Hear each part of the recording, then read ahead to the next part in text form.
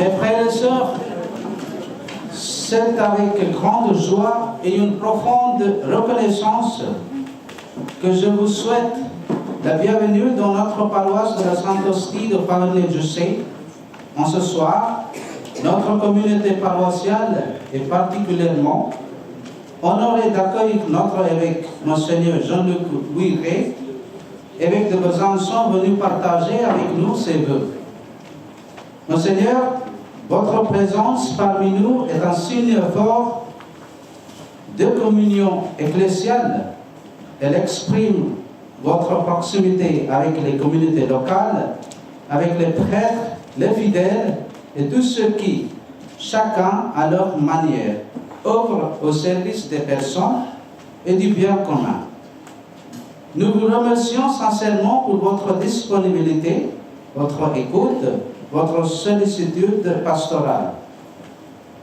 Je salue avec respect les maires et les membres des conseils municipaux présents ce soir et l'aumônier de la base militaire, la BA 116 de Luxeuil. Votre engagement au service de nos communes est essentiel pour faire vivre la solidarité, la justice et la fraternité sur nos territoires. Cette rencontre entre l'Église et les responsables civils est précieuse. Elle manifeste notre volonté commune de travailler dans un esprit de dialogue et de confiance au service de tous sans distinction. Je salue également mes frères prêtres, les laïcs engagés dans la vie pastorale, ainsi que l'ensemble des fidèles de notre paroisse. Votre présence témoigne de votre attachement à la vie de l'Église et de votre désir de cheminer ensemble dans l'espérance. En ce temps de vœux, que les paroles de Monseigneur soient pour chacun de nous source de réconfort, d'engagement et de dynamisme missionnaire. Que cette rencontre renforce nos liens, ravive notre foi et nous aide à avancer ensemble dans la paix et la confiance. Soyez tous chaleureusement les bienvenus. Maintenant, je laisse la parole à Monseigneur.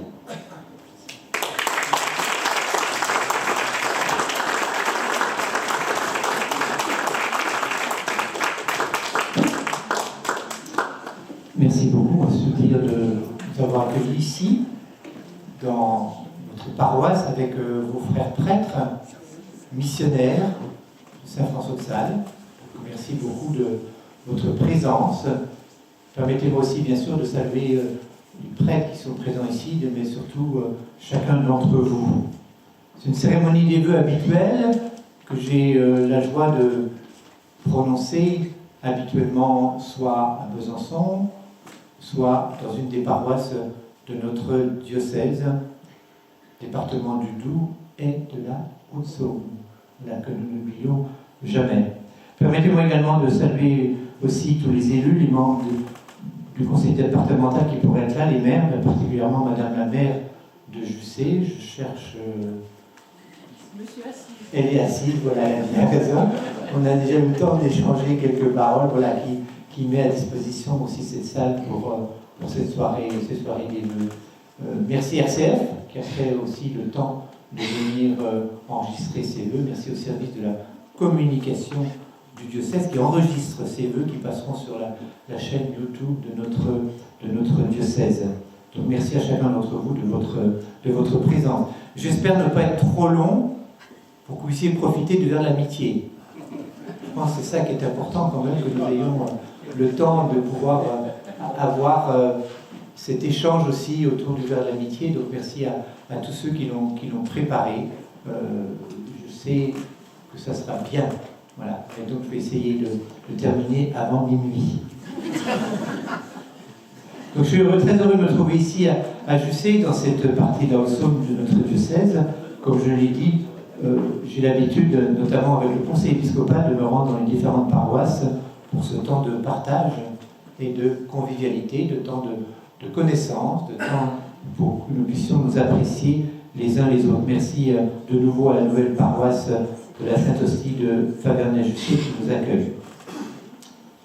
Le jour de l'Épiphanie, il y a encore quelques jours, le pape Léon a fermé la porte sainte de la basilique Saint-Pierre. Le jubilé de l'Espérance se clôt bien sûr par cette fermeture, et j'ai moi-même, le jour de l'Épiphanie à la cathédrale de Besançon, clos l'année jubilaire. Mais si les portes saintes ont été fermées, l'Espérance n'est pas fermée. Tout au contraire, il me semble que nous avons besoin plus que jamais de cette espérance dans notre monde tel que nous le percevons les uns et les autres à travers les médias, à travers nos conversations. Et permettez-moi de citer dans cette dynamique de l'espérance quelques lignes d'une religieuse libanaise. Nous sommes en Orient, au cœur même de conflits tendus dans cette partie de notre monde. Voilà ce qu'elle nous dit. Je reprends simplement une partie des vœux qui m'ont été envoyés. Espérer, dit-elle, c'est agir, même à contre-courant, même dans la nuit. C'est semer quand la terre semble stérile, parler de paix quand tout pousse à la colère, aimer quand tout incite à se fermer. Chaque petit geste compte, enseigner, soigner, accueillir, prier, bâtir, cultiver, créer, ce sont des semences d'espérance qui, un jour, porteront fruit. Permettez-moi de donner son nom, c'est sœur Marie-Antoinette Saadé. Le diocèse de Besançon a des liens très développés avec le Liban depuis très très longtemps. Merci, dans ce cadre-là, à tous les prêtres qui viennent d'autres églises. Merci au Père Balange qui assume la responsabilité de la mission universelle d'être également parmi nous ce soir. L'année 2026 marque le passage vers une nouvelle étape du XXIe siècle. Parfois, entre nous, nous disons que le passage à l'an 2000 était pas très loin. Mais nous avons déjà passé un quart de siècle au cœur même de ce millénaire, et l'an 2000 ne semble au fond pas si lointaine. Permettez-moi de regarder avec vous le premier quart du siècle précédent. Le premier quart du siècle précédent.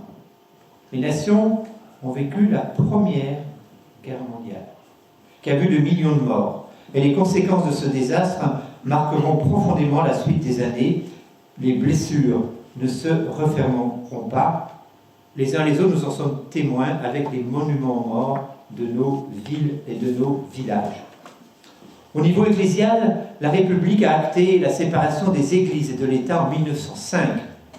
Cette situation a été appelée loi de laïcité. Nous sommes bien conscients aujourd'hui que cette interrogation autour de la laïcité traverse encore profondément notre société française. Les cultes en France espèrent pouvoir toujours exercer leur service et leurs responsabilités et qu'ils ne soient pas mis de côté. Alors c'est vrai que ces quelques évocations nous permettent un regard sur la situation actuelle. Le pape François a parlé d'une troisième guerre mondiale par morceaux. Les guerres sur tous les continents ne font que contribuer à l'incertitude du lendemain. Comment ne pas citer l'Ukraine et la Russie, le Soudan en guerre civile depuis 2023, le territoire de Gaza et la situation palestinienne, la Chine et Taïwan, aujourd'hui l'Iran, mais aussi de nombreux pays d'Afrique, l'intervention des USA au Venezuela, bien d'autres lieux encore où la guerre et les conflits font rage. Et face à tous ces conflits, l'interrogation que je porte est sur le respect du droit international. Y a-t-il encore un droit international au cœur de notre planète? Celui-ci ne semble plus respecté par les pouvoirs qui ne pensent qu'à étendre leur emprise. En notre pays, la crise agricole liée à la dermatose nodulaire et au Mercosur angoisse toute une profession. Notre solidarité envers le monde agricole présent dans notre diocèse ne peut être que déterminée. De nombreux agriculteurs sont confrontés à des fins de mois angoissants. Certains ne peuvent pas vivre du fruit de leur travail. Ils ont le sentiment d'une guerre commerciale à armes égales. Le début de l'année 2026, mais nous savons bien que le temps passe rapidement, a vu une vague de froid traverser notre pays. Elle est passée, mais nous savons qu'à cette époque, de nombreux sans-domicile ont eu des difficultés à trouver un abri pour la nuit. La solidarité s'est exercée dans l'urgence, mais nous savons aussi que la pauvreté gagne notre pays, elle fragilise davantage les plus pauvres dans ces situations extrêmes. Chacun d'entre nous aurait pu développer des réalités qui lui sont proches, au cœur même de sa vie familiale, mais aussi de sa vie professionnelle et de sa vie sociale. Mais pourtant, au cœur de ces nuages sombres, la générosité se manifeste toujours. De nombreux hommes et femmes se mobilisent pour donner à manger, vêtir, loger les plus démunis. Ils n'écoutent pas tant leur raison que leur cœur. Mais aussi des personnes de bonne volonté cherchent inlassablement des chemins de paix dans tous ces conflits meurtriers. L'année 2026 verra, tout au moins, les élections municipales. Je ne veux pas avancer sur d'autres types d'élections. Elles permettent à tous les habitants de notre pays de prendre part à la vie ordinaire dans les villes et les villages. Permettez-moi de remercier tous ceux et celles qui s'engagent ainsi au service des autres pour le bien commun. Au cœur de nos villes et de nos villages, nous avons besoin de travailler ensemble pour ce bien commun. Permettez-moi maintenant de passer sur quelques éléments ecclésiaux. Ainsi, au niveau ecclésial, sous l'impulsion du Conseil pastoral diocésain, nous avons entrepris une démarche de conversion personnelle, transformation pastorale et de réforme territoriale. La réforme territoriale verra la constitution de 13 nouvelles paroisses au 1er septembre 2026 et à ce jour, 7 nouvelles paroisses ont déjà été constituées, comme ici la paroisse de la Sainte-Hostie, Favernel-Jussé. Cette réforme territoriale, nous le souhaitons et nous l'avons voulu ainsi, a pour but de simplifier la vie paroissiale. Mais elle n'atteindra sa finalité que si la dimension de la conversion traverse toutes les décisions nécessaires à la mission évangélisatrice de notre Église, c'est-à-dire de témoigner de Jésus-Christ. La constitution de petites équipes fraternelles de proximité est un enjeu majeur de cette réforme. C'est le sens du décret 1 de notre synode de 2019, permettez-moi de le citer, « S'enraciner dans le Christ en petite communauté fraternelle, parce que l'Évangile est la source de joie. Enracinons-nous dans le Christ en petite communauté fraternelle et contagieuse qui ne craignent pas d'aller aux périphéries. » L'ensemble des actes synodaux demeure ainsi notre boussole pour les années à venir. Permettez-moi de remercier tous les acteurs pastoraux qui se sont engagés dans cette conversion pastorale, personnelle et pastorale et dans notre réforme territoriale. Je remercie bien sûr en premier les prêtres, qui sont les premiers collaborateurs de l'évêque. Ils sont généreux, disponibles et fidèles. Dans une lettre apostolique, le pape Léon nous rappelle la fidélité des prêtres et nous a donné une exhortation à l'occasion du 60e anniversaire du décret conciliaire sur la formation des prêtres et sur la vie et le ministère des prêtres. Le pape Léon XIV remercie les prêtres pour leur fidélité à leur ordination. Il rappelle 3 points.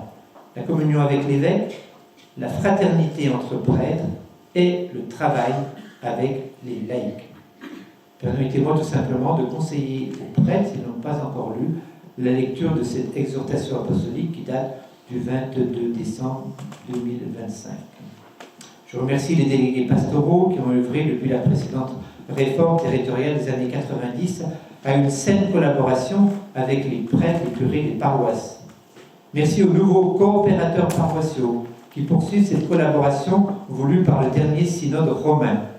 Merci aux équipes de coordination pastorale de leur travail utile et fécond. Je remercie tous ceux et celles qui ont reçu une lettre de mission, particulièrement les responsables des services diocésains et des mouvements. Merci à tous les collaborateurs de la curie. Permettez-moi un merci spécial à notre nouvelle économe, que je cherche aussi, elle est là devant, Christelle Bressot, qui est dans sa première année de découverte de la vie d'un diocèse. Je sais que les dossiers touchant l'immobilier de notre diocèse sont importants et occupent souvent ces journées. J'espère qu'elles ne sont pas aussi ces nuits. élément immobilier concernant notre centre diocésain, mais aussi concernant l'avenir d'une congrégation religieuse de la Sainte Famille. Je n'oublie pas les consacrés de notre diocèse. La vie consacrée est plus fragile dans notre diocèse. Pourtant, elle témoigne de la radicalité évangélique, du choix de Dieu à temps et à contre-temps. Merci au frère Dominique Joly, frère franciscain, d'avoir accepté la responsabilité de délégué épiscopal à la vie consacrée. Permettez-moi aussi un point particulier cette année autour de l'enseignement catholique, parce que parmi toutes les réalités qui façonnent la vie de notre diocèse, il y revêt une importance majeure aujourd'hui pour notre diocèse, mais aussi pour notre pays. Celui-ci traverse des temps difficiles. L'affaire Betaram a remis en cause son existence même. Les parlementaires s'interrogent sur l'équilibre mis en place par la loi Debré de 1959. Mais permettez-moi de réaffirmer également que les écoles catholiques sont aussi des écoles de la République. Et l'enseignement catholique souhaite bénéficier des mêmes conditions que celles de l'enseignement public. Il ne souhaite ni être privilégié ni désavantagé. Nous demandons tout simplement l'égalité parce que nous tenons à ce que les familles aient le choix de l'éducation de leurs enfants. C'est la première des libertés. Le samedi 13 décembre 2025 a été béatifié en la cathédrale Notre-Dame de Paris Louis Pourtois. Louis faisait partie des 50 martyrs morts en 44-45 en Allemagne dans des camps de consécration. Il était membre de la jeunesse ouvrière chrétienne Job de Besançon et ses convictions l'ont conduit jusqu'à donner sa vie le 20 avril 1945. Ainsi, notre diocèse compte un béatifié nouveau et nous attendons sa canonisation dès que possible, même si je sais que ça prend un peu de temps. En 2025, j'ai eu la joie d'ordonner 7 diacres pour un ministère permanent et un diacre en vue du ministère presbytéral. Je me réjouis d'entendre que le Seigneur appelle à son service pour le ministère ordonné. Les nouveaux diacres ont reçu différentes missions selon leur charisme et les nécessités de notre diocèse. Je me réjouis des 7 séminaristes qui poursuivent leur formation. 2 sont au séminaire Saint-Paul VI, anciennement groupe de formation universitaire, 3 sont au séminaire des Carmes, 1 est au séminaire d'Orléans et 1 au séminaire d'ici les Moulineaux. Les lieux de leur formation, bien sûr, sont choisis en fonction de leur parcours et du lieu qui nous semble le plus approprié pour eux. L'année 2026 verra les 200e anniversaire de la mort de Sainte Jeanne Antibes-Touraine. Et avec les Sœurs de la Charité, nous nous réjouissons de la fécondité du carré de Sainte Jeanne Antibes. Elle sera largement fêtée du 29 au 31 mai 2026 à Sensé-le-Grand, son village natal. Le nonce apostolique représentant du pape en France sera présent pour cette célébration du dimanche 31 mai. Vous êtes tous cordialement invités.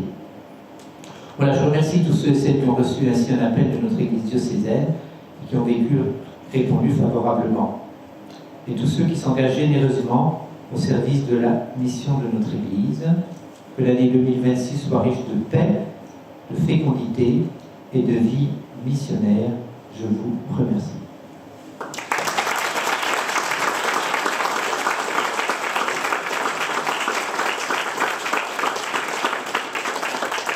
Voilà, je crois qu'il est temps de passer aux choses sérieuses. Nous sommes attendus pour le verre de l'amitié.